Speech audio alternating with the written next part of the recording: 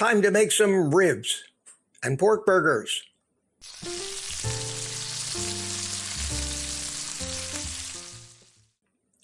I'm starting with about $26 worth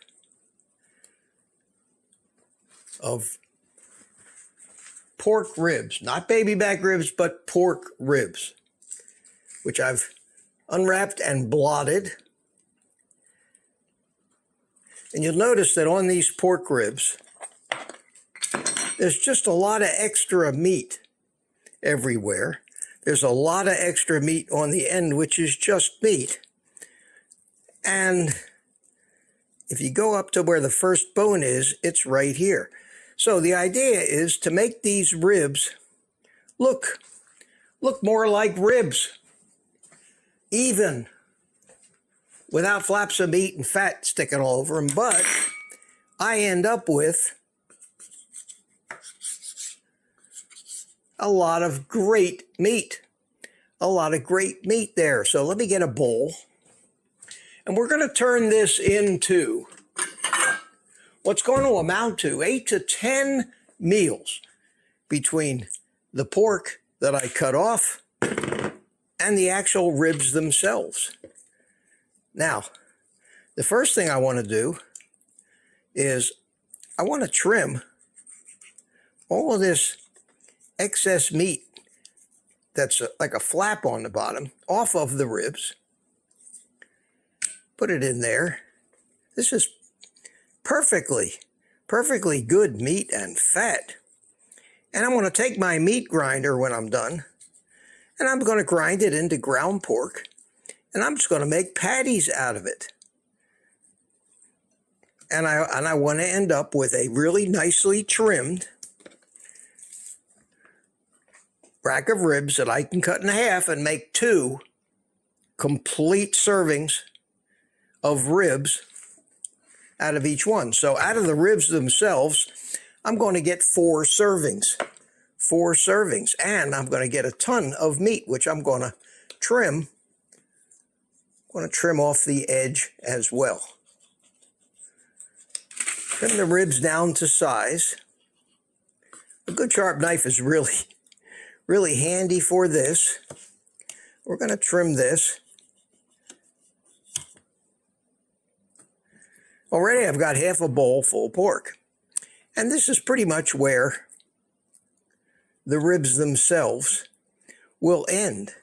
Also, if I've got some excess fat on the top that I want to trim away, I might trim that away here. Maybe a little fat from here.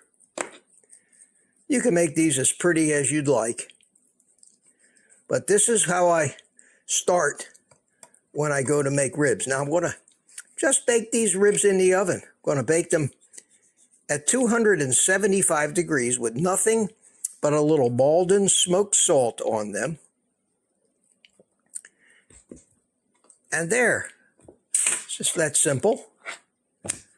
I've got some nice meaty ribs. I'll probably cut them right here, but I've got a rack of them. Just blot them off. I've got some half sheet pans over here with just some foil in the bottom. And once I get these ribs, these racks trimmed the way I want, I just lay them down, bone down in the pan, and they should fit. Perfect. So let's do the second one.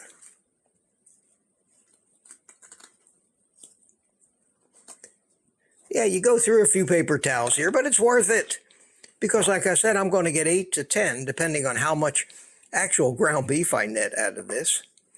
But I'm going to find the end rib here, right here, and cut off this big hunk of meat from the end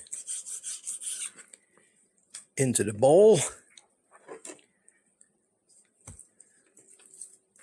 Go ahead and trim all this excess meat and fat off the bottom.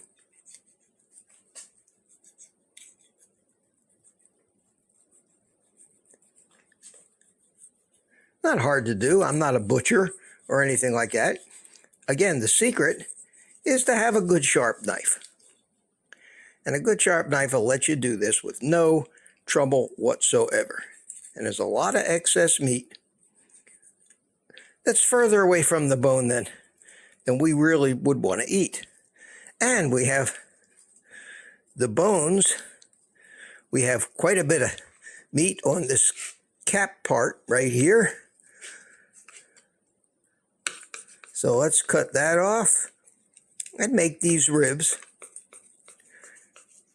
into an attractive size and a more even size. So there we go. I do leave the membrane on. The membrane is very good to eat. It's got a lot of collagen. It's got a lot of vitamins and minerals in it, nutrients, and it cooks up after slow cooking in the oven. It cooks up similar to like the skin, the natural casing of a sausage, and it's very edible. The texture is very nice, no problem. No problem at all. So let's cut this to match where the bone is. Take this piece, finish trimming it off. It's not difficult. It's not difficult at all. Any additional fat, we'll throw that into the bowl of meat destined to be ground, and I'm not going to go through all that. I have a video that shows you how I grind up the meat that I actually made after I made my last batch of ribs, and I started at the point that we're going to leave off here today. So I've got some nice looking ribs. Can even trim a little bit off of here if I want.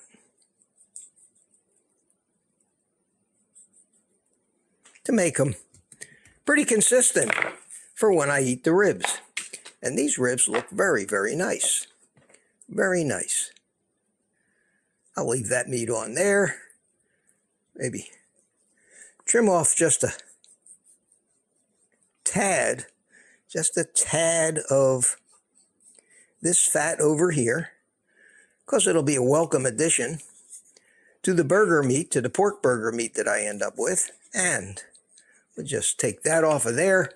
And there is a second rack of ribs that I've trimmed excess meat and fat off of to make what should be at least 4, if not 5 meals of 1 pound each of ground burger. So if I can get 8 meals at a minimum out of $26, that's a couple bucks and change a meal. $2.50, cheap meals. And if you don't eat a whole half a rack of these like I do, you can get more meals out of it, because I got news for you. A half a rack of this is a lot of food. A lot of food. So we'll put this in here. Wipe our hands. And I know that this has got pork on it. I will throw it in the washer after I'm done with it right now, after I wash my hands. But for right now, I'm going to put some salt on this, and I don't want to overdo it because it's easy to overdo it. I'm going to use this Malden smoked salt. There's a link for it on my Amazon page. It's all I ever put on ribs. You don't need a lot of it. Be careful. It's easy to oversalt with it. Just sprinkle some on. It's not like you see in so many of those barbecue videos where they just keep putting mounds and mounds and mounds of seasoning on these things. You just want enough to salt the meat. If they're not salty enough, when you're done, you can add more. Always add more salt, but you can't take it away. So we're going to salt, and I'm only going to salt the top. That's all it needs. After you've been on carnivore for a while, you really do begin to really enjoy the actual taste of the meat you're eating, and not just the taste of the seasonings. So we're all salted away. The oven is preheated to 275 degrees. I will put these in the oven on 2 different shelves for 3 to 4 hours. In 3 hours, I will take them out, check them with a meat thermometer. I'm looking for right around 200 to 210 degrees. 190 probably be all right as well, because I am going to heat these up when I finish them. And that's all there is to prepping enough pork, both ribs and ground pork, for at least 8 meals.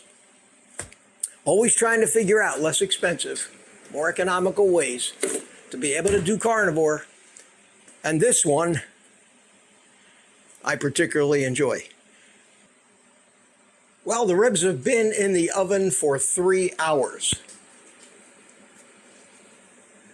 Let's take them out. Check the temperature. So we'll take one of these and set it down right here on the wood.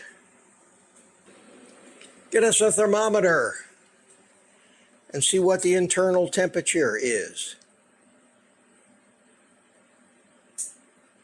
193 degrees, it says right there. Try to get down between the bones. There we go. 204, 201.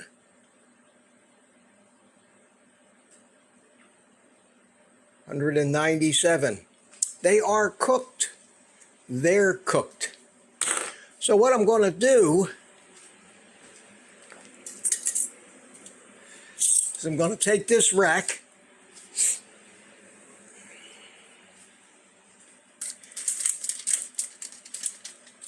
and set it on the cutting board.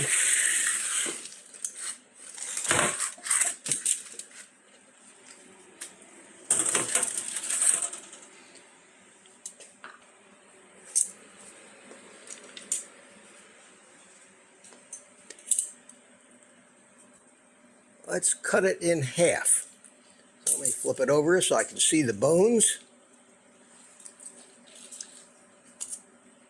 We'll cut it right here. Just like that, and we'll cut one off. And we'll take a look at it. And I'm sure it's very hot,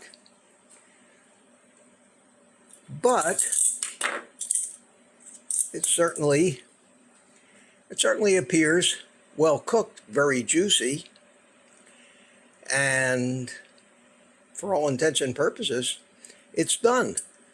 But it could be done a little more, and I'll save that for right before I really tend to eat most of these, where I'll put them in an air fryer for a few minutes to firm them up. But let's take a taste and see how they came out. I know it's going to be very hot.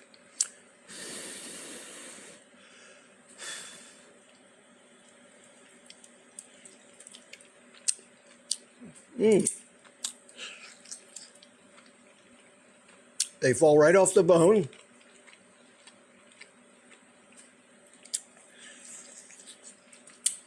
Just the right amount of salt. Very tasty. Very tasty. I'd say it was a success. I'd say that it was a success. So, let me get the other one out of the oven.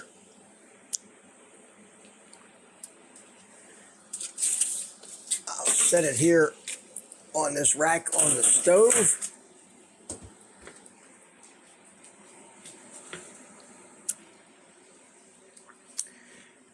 I will take, that'd be one certainly adequate meal, maybe even too much for a meal. There's a lot of meat there, but I'll put them back on. I'll leave these out and have them for dinner today. I'll take these other 3,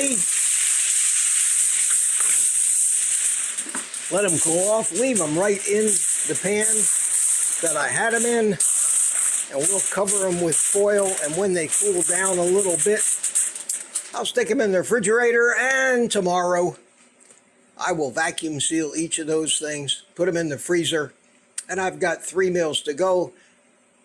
I'll grind up that leftover pork, separate that into maybe 1 pound servings, vacuum seal that, put it in the freezer, and I've successfully made 8 meals for 26 bucks.